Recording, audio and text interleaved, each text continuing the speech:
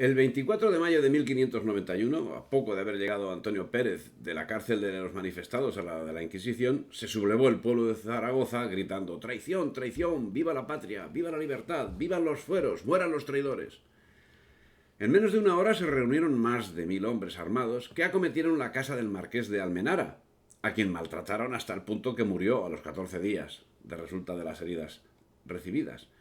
Insultaron y amenazaron con matar al obispo si no conseguía la restitución de Pérez y de Mayorini, que también había sido detenido, a la cárcel de los manifestados.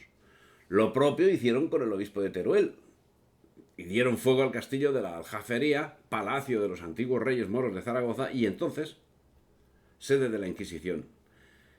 Más de 3000 hombres que rodeaban el edificio gritaban que morirían allí abrasados los inquisidores si no restituían a los presos. Bien, los amotinados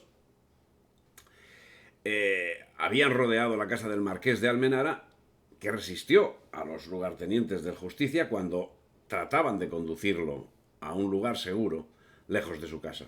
Se temía asimismo que los amotinados cumpliesen las amenazas de quemar la Inquisición y a todos los que en ella se encontraban. La única solución parecía estar en la devolución de los presos a la cárcel del Justicia. Los partidarios de Pérez no cejaban en su actividad conspirativa. Martín de Lanuza, Iván Cosco, Pedro de Bolea, Gil de Mesa y Gil González iban a casa de algunos letrados a ponerles en la situación y meterles miedo para que diesen siempre de parecer a favor de las cosas que se tratasen convenientes a Antonio Pérez, y asimismo iban a los predicadores y les amenazaban diciéndoles que mirasen cómo hablaban de las libertades. Las presiones se ejercían sobre todas las personas que tuviesen la menor representatividad, sustituyendo de inmediato a quienes oponían la menor oposición.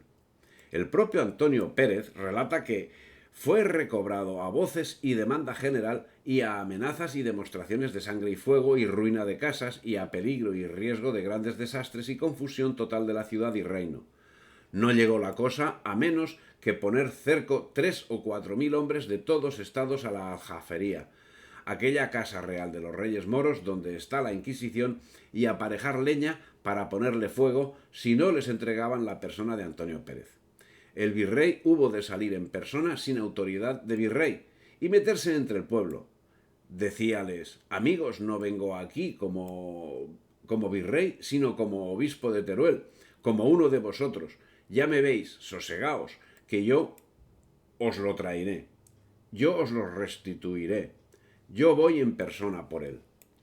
Los presos fueron entregados para que continuasen en la cárcel de los manifestados, siendo recibidos con vítores por los amotinados, mientras entre estos surgían agitadores que les incitaban contra el virrey y contra Felipe II. Por otra parte, ningún tribunal aragonés actuó contra los sediciosos y solo los inquisidores recibieron declaraciones espontáneas. El traslado se difirió hasta el día 20 de agosto, cuando se cubrieron las calles de tropas para efectuar el traslado del preso, pero las argucias de los colaboradores de Pérez lograron retrasarlo hasta el 24 de septiembre, en cuyo periodo falleció el Justicia Mayor, que fue sustituido por su hijo, del mismo nombre. Los altercados se sucedían, fomentados por Antonio Pérez y sus parciales. Durante este tiempo, la nobleza aragonesa se debatió para guardar la compostura ante Pérez y ante el rey. Debate que fue conocido de Pérez, que intentó una fuga de la cárcel, que fue frustrada por la traición de Juan Basante, a quien Pérez mismo daba cuenta de todos sus proyectos. El 24 de septiembre del mismo año 1591, el ambiente público de Zaragoza era temeroso. En las primeras horas del día y al frente de una compañía de caballos ligeros, recorrió el gobernador las calles por donde los presos habían de ser llevados a la Inquisición y fue distribuyendo en las plazas y puestos del tránsito las fuerzas que habían puesto a sus órdenes los consistorios y los titulados.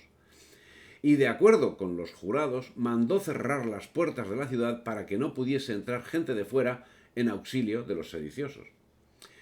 Que si estuvieran abiertas, pudiera ser que no hubiera tantos labradores ni gente que suele trabajar en el campo, mayormente en el tiempo de la vendimia, como entonces era. Mientras, se reunía el Justicia con el consistorio y se acordaba entregar a Pérez y a Maiorini a la Inquisición, señalando con argumentos jurídicos que en ello no existía contrafuero, y aportando ejemplos anteriores acontecidos en el reino, fue acordada la entrega por unanimidad.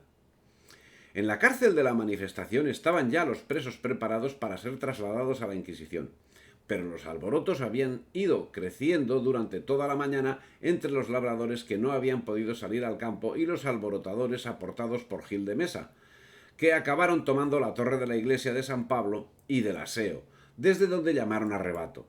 Se multiplicaron los enfrentamientos que llegaron a máximo cuando ya salían los presos para ser trasladados a la Inquisición, momento en que aprovecharon los amotinados para efectuar descargas de arcabucería, generalizando el levantamiento. La actividad de los partidarios de Pérez había convocado en Zaragoza los detritus de otros lugares. Muchos gascones enjertos en el reino, dando la lengua testimonio de su patria, que no sabían pronunciar las voces que daban a vueltas de la más gente, ni decir viva la libertad, que era la voz que el vulgo ese día y otros repetía muchas veces. Lanuza hizo relación al alcaide de la provisión del Justicia y se entregaron los presos requeridos al alguacil de la Inquisición. En ese momento, estando ya preparados para su traslado a la jafería, irrumpieron en la plaza del mercado los amigos de Pérez, seguidos de buena parte del pueblo de Zaragoza, que a los gritos nuevamente de viva la libertad y ayuda a la libertad, combatieron a las fuerzas del virrey, jurados y diputados, y lograron entrar en la prisión y abrir sus puertas, liberando a Antonio Pérez y a Maiorini y a los otros que estaban presos. Este asunto, en el que parecen ser inocentes los miembros del Consejo, es desbaratado por el informe que sobre los hechos presentó la Inquisición, en el que quedaban reflejados como responsables de los disturbios las cabezas visibles de la nobleza aragonesa. Gentes con armas al mando de Martín de Lanuza y de Gil de Mesa atacaron violentamente con la chusma que les seguía, mientras los soldados abandonaban su puesto. Como una cloaca rota, las hordas llegaban de todo Aragón, buscadas y pagadas. Invadieron la ciudad atacando a todo aquel que no se unía a sus desmanes, mientras el virrey huía por los tejados.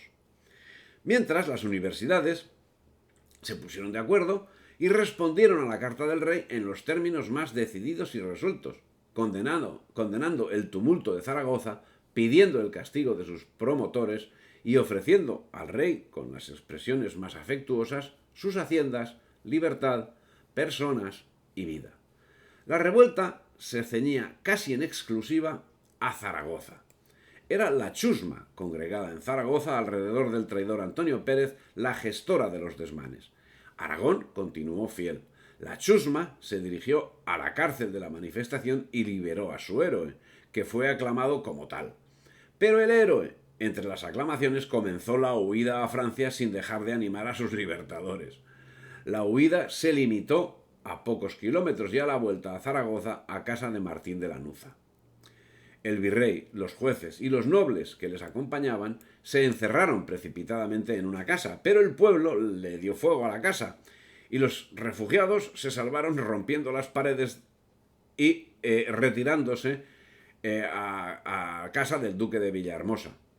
En cuanto al lugarteniente, diputado, jurado y alguacil que estaba con Pérez, llenos de espanto, lo dejaron solo y huyeron por los tejados hasta guarecerse en el Palacio del Justicia. Los sublevados victoriosos rompieron entonces las puertas de la cárcel, liberaron a Pérez y lo llevaron en triunfo a casa de Diego de Heredia. La reunión de lo peor de cada casa, engordado con rufianes extranjeros, había conseguido los objetivos marcados por la élite que aupaba a Antonio Pérez. Mientras, el Justicia, que de inmediato había olvidado la dignidad de la que momentos antes había hecho gala, le proporcionaba el amparo de las leyes forales que las leyes forales guardaban para la nobleza privilegiada, el privilegio de la manifestación. Este procedimiento suponía una inmunidad total del acusado frente a la autoridad real. Este privilegio venía recogido en los fueros de Aragón y en realidad era una forma de protección de la nobleza que era una herencia del feudalismo, ya que para el resto de la población la justicia regia era la única forma de protección contra los abusos de los señores. Si te ha gustado el vídeo, dale me gusta, difunde y suscríbete al canal.